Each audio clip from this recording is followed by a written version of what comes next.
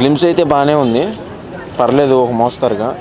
కాకపోతే ఇక్కడ అన్న ప్రశాంత్ నీళ్ళు అన్న, నువ్వు నువ్వు ఒకటే ప్యాటర్న్లో మూవీస్ వస్తున్నాయి నీ.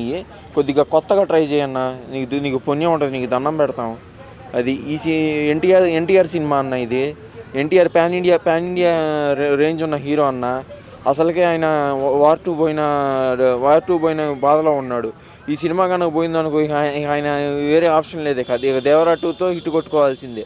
అది ట్రైలర్ గ్లిమ్స్ అయితే బాగానే ఉంది, కానీ సినిమా వస్తే కానీ చెప్పలేం ఏంటనేది. అంటే ప్రశాంత్ నీళ్ళు ఏం చేశాడంటే, ప్రశాంత్ నీళ్ళు చేసిన మిస్టేక్ ఏంటంటే ఒకటే ప్యాటర్న్లో వెళ్తున్నాడు, ఒకటే ప్యాటర్న్లో గ్లిమ్స్ కట్ చేశారు. అందువల్ల ఫ్యాన్స్ డిసప్పాయింట్మెంట్ అయ్యారు. కాకపోతే కంటెంట్ రివీల్ చేయలేదు. అది అసలు కేజీఎఫ్ తీసింది ఎన్టీఆర్ అదే ప్రశాంత్ నీలేనా అని చెప్పి అంటున్నారు, దానికి మరి ఏం చెప్తారు?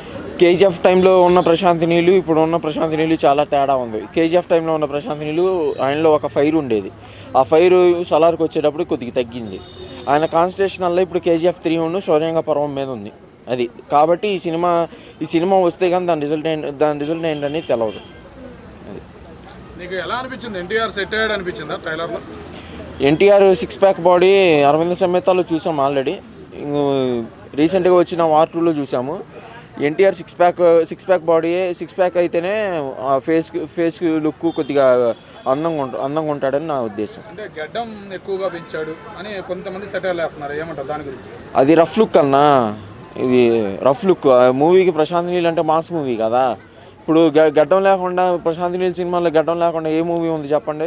సలార్లో గడ్డం ఉందిగా ప్రభాస్కి, పోతే కేజీఎఫ్లో ఇది గడ్డం ఉందిగా, అట్లాగే ఇందులో కూడా గడ్డం ఉంది. మరి ఇద్దరు ఫిట్నెస్ నాకు బాగా నచ్చింది.